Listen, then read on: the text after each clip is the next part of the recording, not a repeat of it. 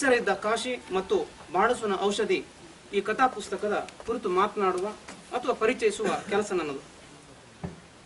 ಬಂಡಾಯ ಪ್ರಕಾಶನ ಸಹಾಯನ ಕೆರೆಕೋಣ ಪ್ರಕಟಿಸಿರುವ 2 ಕಥೆಗಳಿರುವಂಥ ಪುಸ್ತಕ ಇದು. ಹಾಗೆ ನೋಡಿದರೆ ಎಂ.ಎ. ಖತೀಬ್ರವರ ಈವರೆಗಿನ ಬದುಕು ಮತ್ತು ಅವರು ಆಯ್ದುಕೊಂಡು ಆ ದಾರಿಯಲ್ಲಿ ನಡೀತಿರುವುದನ್ನು ಗೊತ್ತಿರುವಂಥ ಎಲ್ಲರಿಗೂ ಕೂಡ ಅವರು ಎಂಥ ಬಗೆಯ ವಿಷಯ ವಸ್ತುವನ್ನು ಆ ಪುಸ್ತಕದಲ್ಲಿ ಕಥೆಯಲ್ಲಿ ಆಯ್ಕೆ ಮಾಡಿಕೊಂಡಿರಬಹುದು ಅನ್ನೋದನ್ನು ಸುಲಭವಾಗಿ ನಾವು ಊಹಿಸಬಹುದು ಅಂತ ನಾನು ಭಾವಿಸಿದ್ದೇನೆ. ಮತ್ತು ಬಂಡಾಯದ ಪ್ರಕಾಶನ ನಡೆದು ಬಂದ ದಾರಿ, ಅವರು ಮಾಡ್ತಿರುವಂಥ ಕೆಲಸದ ಅರಿವಿದ್ದವರಿಗೂ ಕೂಡ ಅವರು ಎಂಥ ಪುಸ್ತಕವನ್ನು ಪ್ರಕಟಿಸಬಹುದು ಅನ್ನೋದು ಕೂಡ ನಾವು ಸುಲಭವಾಗಿ ಊಹಿಸಬಹುದು. ಹಿರಿಯರೇ, ಮಯೂರ ಪತ್ರಿಕೆಯಿಂದ ಒಂದರ ಸಂದರ್ಶನದಲ್ಲಿ ಡಾಕ್ಟರ್ ಜಯಂತ್ ಕಾಯ್ಕಣಿಯವರು ಒಂದು ಮಾತನ್ನು ಹೇಳ್ತಾರೆ, ಬದುಕನ್ನು ಅರಿತು ಹಂಚಿಕೊಳ್ಳುವುದೇ ಬರವಣಿಗೆ ಅಂತ. ಅದೇ ರೀತಿಯಲ್ಲಿ ಚಿತ್ತಾಲರು ಅಂಬರಕೊಳ್ಳದ ಒಂದು ಪಟ್ಟಾಂಗದಲ್ಲಿ ಒಂದು ಮಾತನ್ನು ಹೇಳಿದರು. ನಾನು ಅದನ್ನು ಬರೆದಿಟ್ಕೊಂಡಿದ್ದೆ. ಏನಂತಂದ್ರೆ, ಕತೆ ಹೇಳುವುದು ಮನುಷ್ಯ ಮಾಡುವ ಅತ್ಯುತ್ತಮ ಕೆಲಸಗಳಲ್ಲಿ ಒಂದು ಅಂತ. ಕತೆ ಹೇಳುವುದು ಮನುಷ್ಯ ಮಾಡುವ ಅತ್ಯುತ್ತಮ ಕೆಲಸಗಳಲ್ಲಿ ಒಂದು ಅಂತ ಚಿತ್ತಾಲರು ಹೇಳಿದ ಮಾತು. ಈ 2 ಮಾತನ್ನ ಈ ಸಂದರ್ಭದಲ್ಲಿ ನೆನಪಿಸಿಕೊಂಡ್ರೆ ಆ ಮಾತಿನ ಮುಂದುವರೆದ ಭಾಗ ಈ ಕಥಾ ಪುಸ್ತಕ ಅಂತ ನಾನು ಭಾವಿಸಿದ್ದೇನೆ.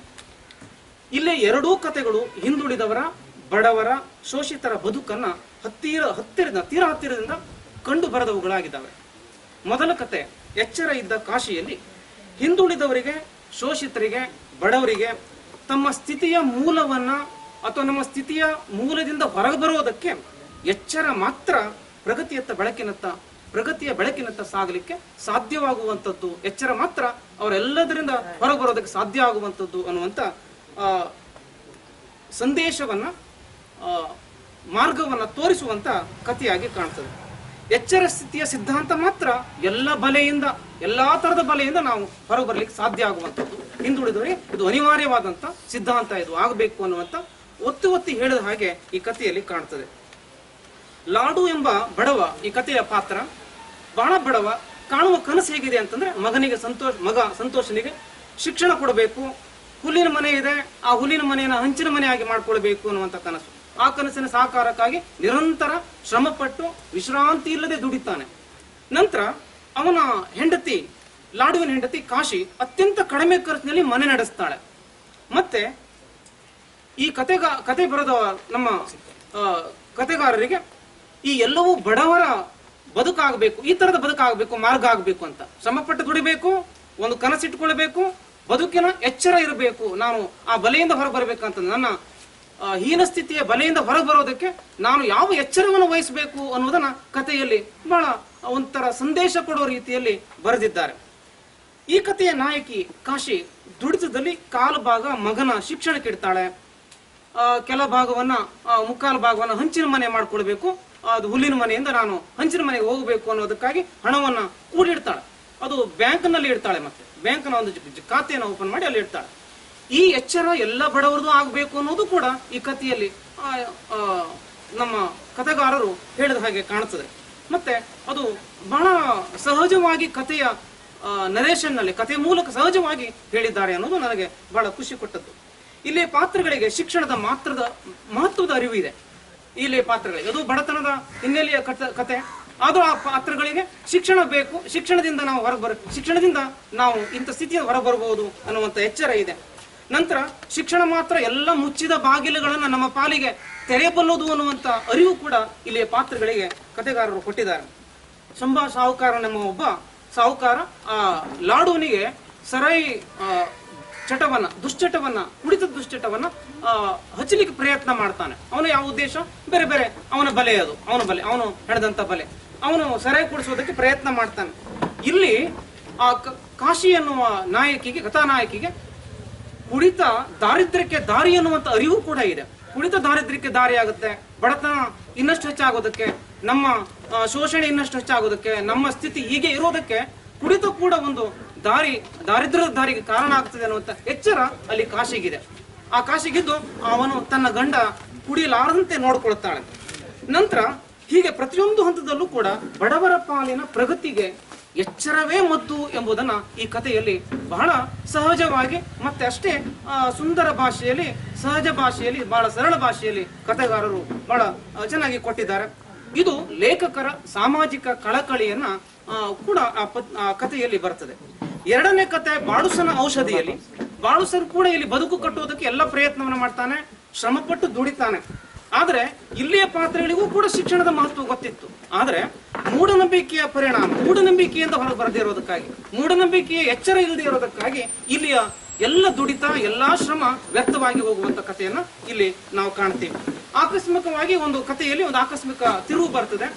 ಅಲ್ಲಿಯ ಬಾಳಸು ಆಕಸ್ಮಿಕವಾಗಿ ತುಕ್ಕು ಹಿಡಿದಂತ ಒಂದು ಮೊಳೆಯನ್ನ ಕಾಲಿಗೆ ಚುಚ್ಚಿಕೊಳ್ಳುವಂತ ಪರಿಸ್ಥಿತಿ ಬರುತ್ತೆ. ಅದು ಉಲ್ಬಣಗೊಳ್ತದೆ, ಗಾಯ ಮಾಸುವುದಿಲ್ಲ, ಅದನ್ನ ಕೇರ್ಲೆಸ್ ಮಾಡ್ತಾನೆ ಅವನು. ಹಿಂದಿನ ರೀತಿಯಲ್ಲಿ ಔಷಧವನ್ನು ಮಾಡ್ಕೊತ ಹೋಗ್ತಾನೆ, ಹಳ್ಳಿ ಔಷಧ ಮಾಡ್ಕೊತ ಹೋಗ್ತಾನೆ. ಮತ್ತೆ ಹೆಚ್ಚಾದಾಗ ಆ ಊರಿನ ಎಲ್ಲರೂ ಜನರು ಏನ್ ಹೇಳ್ತಾರ, ಇದು ನೀನ್ ಮನೆ ಕಟ್ಟಿಕೊಂಡು ಪ್ರದೇಶದ ದೋಷ, ಇದು ಇಲ್ಲಿ ನಡೆ ಇದೆ ಅನ್ನೋ, ನಾವೆಲ್ಲ ಮಾತಾಡ್ತೀವಿ ನಡೆ ಇದೆ ಹಾಗಿದೆ ಹೀಗೆ ಅಂತಲ್ಲ, ಈಗ ನಾವು ವಾಸ್ತು ದೋಷ ಅಂತ ಏನ್ ಕರ್ತ್ಕೋತೀವಿ, ಆ ತರದಲ್ಲಿ ಇದು ನೆಲದ ದೋಷ, ಈ ಜಾಗದ ದೋಷ ಅಂತ ಹೇಳ್ಕೊಂತ ಹೋಗ್ತಾರೆ.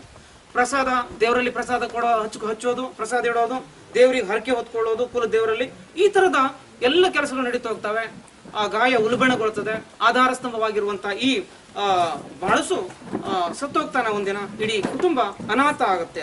ಸೊ ಹೀಗೆ ಇಲ್ಲಿಯ ದಾರುಣ ಸ್ಥಿತಿಗೆ, ಅಲ್ಲಿಯ ಬಡತನ ಜೊತೆಗೆ ಅವರ ಮಾನಸಿಕ ಬಡತನ, ಈ ಮೂಢನಂಬಿಕೆ, ಮತ್ತೆ ಆ ಮೂಢನಂಬಿಕೆಯನ್ನ ಅಂಟುಕೊಂಡ್ರೆ ಏನಾಗುತ್ತೆ ಅನ್ನುವುದರ ಸಂದೇಶವನ್ನ ಈ ಕಥೆಯಲ್ಲಿ ನಾವು ಕಾಣ್ತೇವೆ.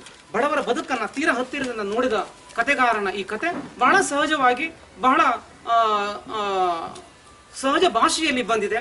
ಇದು ನೀತಿ ಹೇಳುವ ನೀತಿ ಪಾಠದ ತರ ಇದೆ ಬಡವರಿಗೆ ಈ ಕಥೆಗಳು, ನನಗನ್ಸುವ ಮಟ್ಟಿಗೆ. ಇದು ವಿಮರ್ಶೆ ರೀತಿ ಹೇಳ್ತಾ ಇಲ್ಲ, ನೀತಿ ಪಾಠದ ತರ ಅನಿಸಿದೆ. ಅಂದ್ರೆ ಎಲ್ಲ ಬಡವರು, ದಾರಿದ್ರ್ಯದಲ್ಲಿ ಇದ್ದವರು, ದರಿದ್ರ ಅಂತ ಅನಿಸ್ಕೊಂಡವರು ತಾವು ಯಾವ ಎಚ್ಚರವನ್ನು ವಹಿಸ್ಕೊಳ್ಬೇಕು ಅನ್ನೋದನ್ನ ಅವರು ಯಾವ ಫೀಲ್ಡ್ ನಲ್ಲಿ ಕೆಲಸ ಮಾಡ್ತಿದ್ದಾರೋ ಅದರ ಅನುಭವದಿಂದ ಈ ಕಥೆಯನ್ನ ಒಂದು ನೀತಿ ಪಾಠವಾಗಿ ಬಡವರಿಗೆ ಅಥವಾ ಹಿಂದುಳಿದ ವರ್ಗಕ್ಕೆ, ತುಳಿತಕ್ಕೊಳಗಾದವರಿಗೆ ಹೇಳಿದ್ದಾರೆ.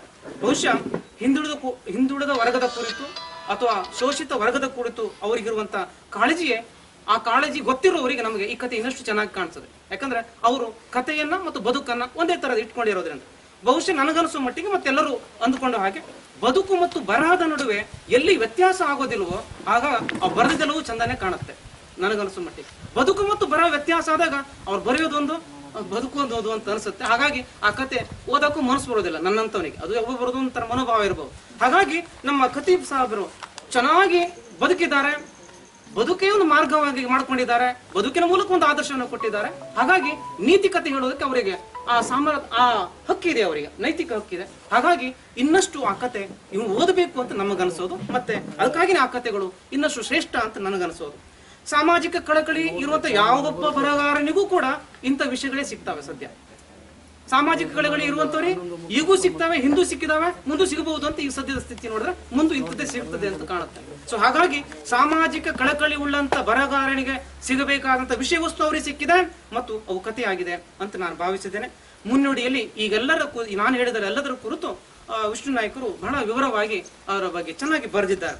ಹಾಗಾಗಿ ಈ ಸಂದರ್ಭದಲ್ಲಿ ಖತೀಬರ ಬಗ್ಗೆ ಗೊತ್ತಿದ್ದವರು ಜಾಸ್ತಿ ಇದ್ದಾರೆ, ಸಾಹಿತ್ಯದ ಬಗ್ಗೆ ಎಲ್ಲರೂ ಗೊತ್ತಿದ್ದವರೇ ಇರೋದ್ರಿಂದ ನನಗೆ ಅನಿಸ್ತು ಕತೆ ಪುಸ್ತಕದ, ನಾನು ವಿಠಲಣ್ಣ ಅಂತ ಹೇಳಿದೆ, ಕತೆ ಪುಸ್ತಕದ ಒಂದು ಪರಿಚಯ ಮಾಡೋದು, ನಾನು ಪರಿಚಯ ಮಾಡೋದು ಅಗತ್ಯ ಇದೆಯೇ ಅಂತೂ ಕೂಡ ನನಗೊಂದು ಪ್ರಶ್ನೆ ಬಂತು. ಅದೇನಿದ್ರು ಕೂಡ ಮಾಧವಿ ಮೇಡಮ್ ಹೇಳಿದ್ರು ಇರ್ಬೇಕಾಗತ್ತೆ ಆ ಸಂದರ್ಭದಲ್ಲಿ ಆ ಕತೆ ಬಗ್ಗೆ, ಆ ಪುಸ್ತಕದ ಬಗ್ಗೆ ಒಂದು ಹೇಳೋದು, ಮತ್ತೆ ಆ ಮೂಲಕ ಒಂದು ಆ ಪುಸ್ತಕದ ಬಗ್ಗೆ ಇನ್ನಷ್ಟು ಕ್ಯೂರಿಯಾಸಿಟಿಯನ್ನ ಹುಟ್ಟು ಹಾಕೋದಕ್ಕೆ ಪುಸ್ತಕದ ಪರಿಚಯ ಮಾಡಬೇಕಾಗತ್ತೆ ಅಂತ ಹೇಳಿದ್ರು.